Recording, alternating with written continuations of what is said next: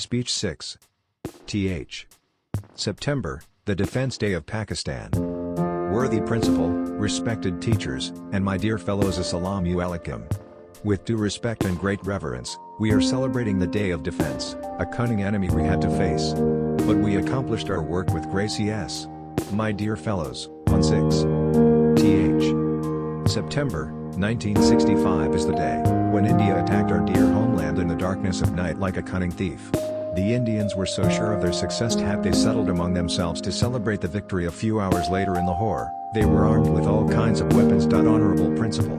As history tells us that Abraha W. Ho was a non-believer and an arrogant king attacked the sacred house of Allah. Khan Akaba led his army with black elephants. In the same manner, India attacked our country while their black Russian and American tanks were ahead of them and their vulture-like fighter planes hovering above and the air.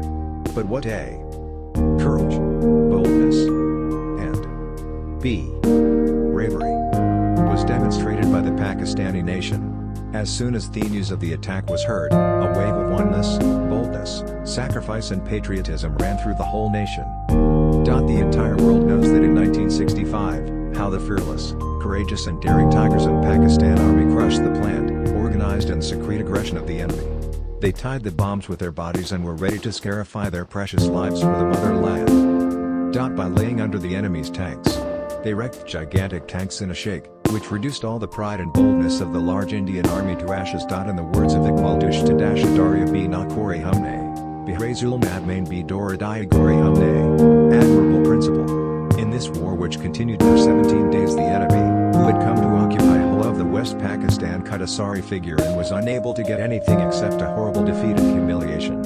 Indians had not only to retreat but lost a mentionable area including a big city of Kamakran. A large number of Indian soldiers lost their lives and were recaptured by our army. Under such circumstances, India had to beg for the ceasefire through its friendly country Russia, and thus the war came to an end. Dear principal and respected audience.